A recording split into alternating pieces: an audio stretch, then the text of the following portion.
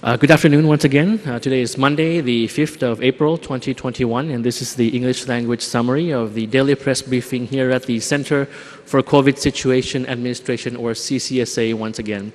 So just now, thank you to Dr. Apisamai, or Dr. Bird, for the Thai language edition of the summary. This morning we had the daily CCSA meeting as usual on many important issues, and I'll go to that. Firstly, the numbers that we have for today, the cases that we have recorded for today. New cases is 194, wherein of that number, 182 cases are from local transmission. The accumulated number of cases we have so far since last year is now 29,321, with the active cases being 1,386, as you can see on screen now. Active cases still being treated in the various medical facilities. We have no new fatalities recorded for today. The accumulated number of fatalities now stands at 95. Now, as Dr. Apisamai had stressed, the recent situation right now indicates that there are new infections increasingly found in crowded places around the country, in clusters, small clusters. Mostly in entertainment venues. You might have seen in the news, entertainment venues, which the authorities will have to keep a close watch, and I'll go to that for the reason behind that. Now, it was reported that new cases were traceable. The most recent new cases were traceable to entertainment venues in several provinces, not only in Bangkok, but in Bangkok and also in Nakhon Pathom, in Pathum Thani, and Nonthaburi as well. Now, authorities will have to step up their close watch because of the impending risks. Usually, entertainment venues, as we all know, would have some sort of an issue with the airflow, the air circulation within the venue, as well as low ceilings, and a lot of interaction and conversations between the patrons. And of course, people go, speaking in layman's terms, go bar hopping. So they visit various venues in one night. So therefore, entertainment venues in Thailand, in Bangkok, are venues which are of high risk. Authorities would now have to be much more vigilant in terms of keeping a close watch on the various entertainment venues. We've seen a lot of numbers of positive cases come from these entertainment venues in the past days and weeks.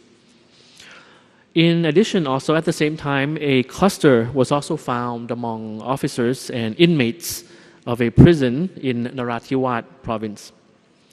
Also, in Bangkok, it was reported that several international schools have taken precautionary measures by closing their campus for a few days after it was found that parents of the students in some of these schools had contracted the virus, or there were transmissions within the school neighborhood. So that's a good precautionary measures. There were a lot of notices going around for the parents of the many international schools and expat community in Bangkok on this issue.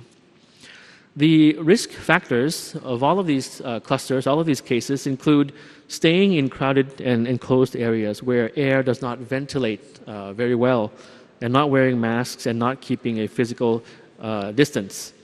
So therefore, we have to remain vigilant in terms of the measures that we have. And to prevent any further possible transmission in entertainment venues, the CCSA is considering to temporarily close for 2 weeks such places if any of the entertainment venues found any COVID positive cases.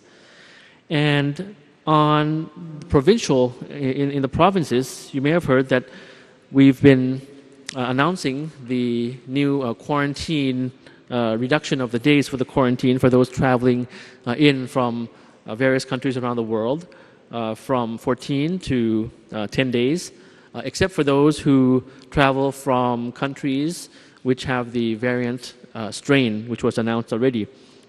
some 11 countries from African countries. And in Phuket in particular, in some provinces in particular, since the 1st of April 2021, foreign tourists who have been vaccinated can travel to 6 pilot destinations and will be quarantined at the hotel for a reduced period of only 7 days. These destinations, as I mentioned, the Phuket, and aside from Phuket, Krabi, Phang Nga, Chonburi, Chiang Mai, and Samui. So this is a part of our efforts to open up the country gradually, when and where appropriate, and to revitalize the tourism sector. So it is planned that after this year, on the 1st of January 2022, early next year, all foreign tourists who have received the vaccine will be able to visit Thailand without any quarantine requirement. And talk about vaccines, from the end of February, the 28th of February, until the 4th of April 2021, yesterday, the Ministry of Public Health has inoculated 257,484 doses of vaccines to date, 257K. And out of this number, 213,948 people were given their first dose, while over 43,000 have received the second dose already in Thailand. The Ministry of Public Health is also preparing to allocate over 783,000 doses of Sinovac vaccines to 85,000 doses, and this will be AstraZeneca vaccines, to hospitals around the country. The vaccine inoculation process is ongoing. The public should remain vigilant and follow the DMHTT measures. Dr. Apisamai had mentioned we have a plus there, so it's DMHTT plus actually. Distancing, mask wearing, hand washing, temperature checking, testing for COVID for those found to be at risk, and for the use of the applications involved. So actually it's DMHTT plus or DMHTTA. So even for those who have been vaccinated, it is recommended that you still wear masks, and I think this is an issue that we have to remind from time to time. There have been reports of some people who have been vaccinated and they feel that they do not have to wear the mask anymore. That is something that we would be talking against. It's still recommended that you wear masks and avoid any chances of unknowingly transmitting the virus to others, even if you are among the 43,000 people who have received a second dose of vaccine, or among the 213K people in Thailand who have received the first dose of the vaccine. This is because although the vaccine can prevent sickness and the infection from COVID, it's still possible that the vaccinated person can carry enough virus to infect someone else through different forms of transmission, like coughing. And all of these control measures will be very critical during the Songkran period, since many people will be traveling to other provinces and are likely to have gatherings with family members and friends. And on screen, we have a couple of slides, infographics from courtesy of the credit to the World Health Organization on this issue. So a question was asked, of course, about Songkran, and that's very important that we keep our guard up during Songkran.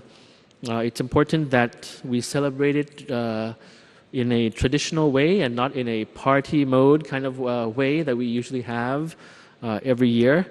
And we've talked about that quite often on how to celebrate Songkran best and how to celebrate Songkran in the safest way possible.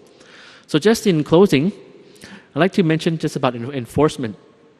Now that's very important. You realize that we have an emergency decree in this regard in Thailand to prevent COVID, so that the authorities will be able to control and act accordingly to prevent COVID.